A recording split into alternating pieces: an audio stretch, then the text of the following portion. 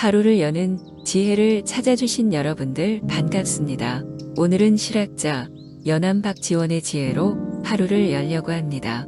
오늘 하루 어제보다 조금 더 나은 하루이기를 바라면서 박지원의 지혜 지금 시작합니다.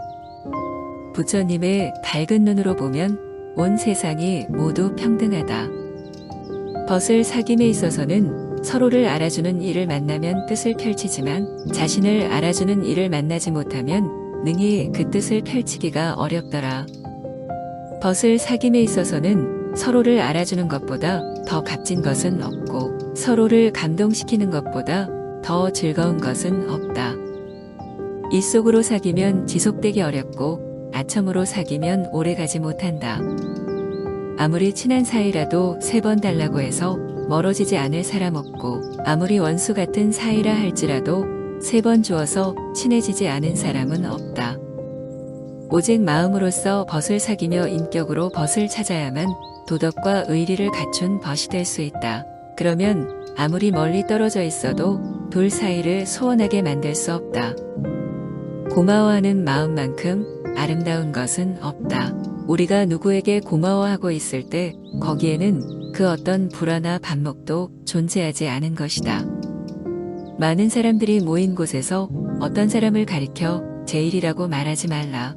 제일이라는 것은 더 나은 것이 없다는 뜻이니 그 자리에 모인 모든 사람들이 침울해지고 기운이 빠지게 마련이다. 간을 토할 듯 쓸개를 녹일 듯 서로 손을 잡고 속 마음까지 드러내 보이는 것이 믿을 만한 친구이다. 장사꾼은 벗을 이익으로 사귀며 체면을 차리는 양반은 벗을 아첨으로 사귄다. 재물로 인해 얼굴빛이 변하는 것은 당신들 도둑들이다. 노를 쫓아 사는 사람은 재물로 인해 얼굴빛이 달라지지 않는다. 노여움은 사랑에서 나오고 정은 책망에서 나온다. 성급한 자가 그 화를 풀고 사나운 자가 그 원망을 풀려면 물은 우는 것보다 빠른 길은 없다. 일찍 출세한다고 좋은 것이 아니다. 재주와 학문이 넉넉하지 않은데 복잡한 세상 일에 나아가면 자신의 본분을 지키지 못하는 법이다. 세상에는 깨끗하다면서 깨끗하지 못한 자도 있고 더럽다면서 더럽지 않은 자도 있는 법이다. 마음이 깊고 넓은 사람은 보고 듣는 것에 따라 마음이 쉽게 휘둘리지 않는다. 사람의 두려움은 눈과 귀에서 오는 것이다. 눈으로 보고 귀로 듣는 것이 자세하면 자세할수록 병이 깊어진다. 마음을 그윽하게 갖는다면 눈과 귀가 피해를 주지 않는다. 화려함은 은은함이 받추어 줄 때 더욱 빛을 발하고 은은함이 주는 지루함은 화려함을 통해 해소할 수 있다. 착한 마음이 드러나면 반드시 기쁜 안색을 띠게 되고 악한 마음이 드러나면 반드시 나쁜 안색을 띠게 된다. 선을 따르면 길하고 악을 따르면 흉하게 될 뿐이다. 세상을 살아감에 있어서 모름지기 인간은 선을 추구함으로써 스스로 그 운명을 만들어가야 하는 것이다. 몸가짐이나 남을 대하는 일은 얼마나 순리대로 하는가가 중요하다. 재앙이나 복은 그 결과로서 찾아오는 것이다. 옛 것을 본 받는 사람은 그 것에 얽매이는 것이 문제고 새 것을 만드는 사람은 근본을 잃어버리는 것이 문제다. 능히 옛 것을 본 받되 변통할 줄 알고 새 것을 만들되 법도에 맞는다면 오늘날의 글도 옛 고전처럼 훌륭하게 된다. 이 세상의 모든 잘못은 낡은 인습에서 벗어나지 못하고 눈앞의 편안함만 쫓으면서 적당히 임시 변통으로 땜질하려는 태도 때문이다. 무르선비라 함은 자신을 알아주는 이를 만나면 뜻을 펼치지만 자신을 알아주는 이를 만나지 못하면 능히 그 뜻을 펼치기가 어렵더라. 선비가 생활이 궁하다고 해서 공상스럽게 구는 것은 수치스러운 일이요. 출세한 다음 제 몸만 챙기기에 급급해도 여간 수치스러운 일이 아니다. 부자이면서도 인색하지 않으니 외로운 일이요. 남의 어려움을 도와주니 어진 일이요. 비천한 것을 싫어하고 존귀한 것을 사모하니 정녕 지혜로운 일이로다. 당신이야말로 진정한 양반이다. 어찌하여 비슷함을 구하는가? 비슷함을 추구한다는 것은 진짜는 아닌 것이다. 천하에서 이른바 서로 같은 것을 두고 반드시 꼭 닮았다고 하고 구분하기 어려운 것을 또한 진짜 같다라고 한다. 무릇 진짜 같다고 하고 꼭 닮았다고 말할 때에는 그 말 속에는 이미 가짜라는 의미와 다르다는 뜻이 담겨 있다. 비록 하늘과 땅은 오래되었지만 끊임없이 새로운 것을 낳고 비록 해와 달은 오래되었지만 날마다 그 빛은 새롭다. 하늘이 높다고 해도 머리를 아니 숙일 수 없고 땅이 두렵다 해도 발을 조심스레 내딛지 않을 수 없다. 술에 취하면 상하 기천을 막론하고 너도 나도 개가 된다. 그릇 만드는 사람을 천시에서는 좋은 그릇이 나오지 않는다. 온 세상 사람들이 따르는 것은 권세이고 너도 나도 추구하는 것은 명성과 이익이다. 나 자신보다 더 두려운 건 없다. 나의 오른쪽 눈은 용이고 왼쪽 눈은 범이다.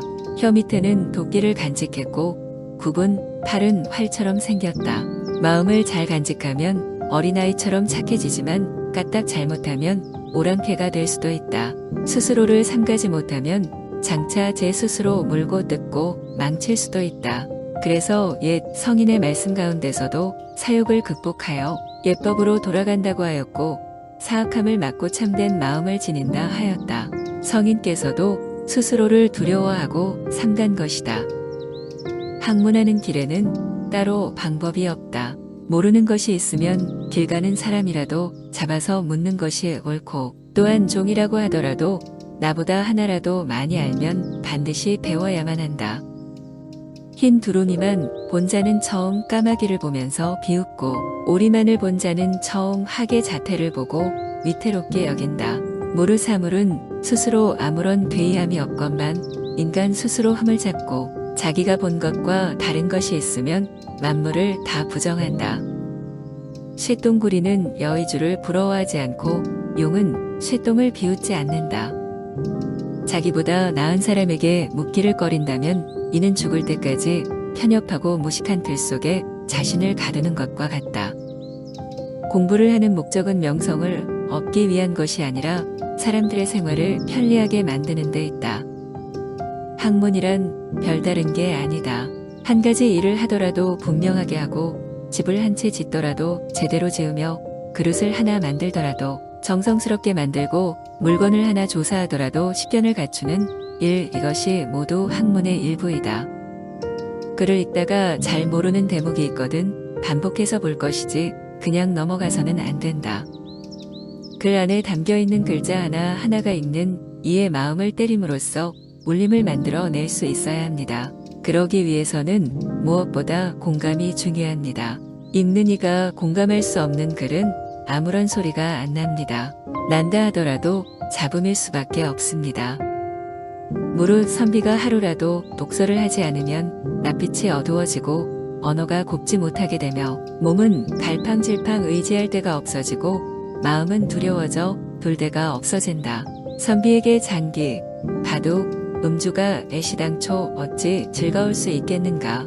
복장을 단정히 하고 불을 켜고 정숙하게 앉아 공경스럽게 책상을 대하고 처음 대하는 책을 볼 때는 묵묵하고 깊이 있게 속독하라. 저수라는 사람에게는 4가지 어려움이 있다. 첫째, 근본이 되는 학문을 갖추기가 어렵고 둘째, 공정하고 밝은 안목을 갖추는 게 어려우며 셋째, 자료를 종합하는 역량을 갖추는 게 어렵다. 그래서 재주, 학문, 식견 이 셋 가운데 어느 하나라도 결여되면 제대로 된 저수를 할 수 없다고 말하는 것이다. 그러므로 저수라는 재주는 참으로 얻기가 어렵다고 하겠다.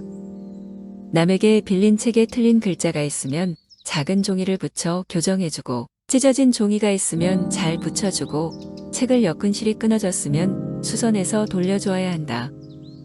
오늘 영상은 여기까지입니다. 좋은 하루 되세요.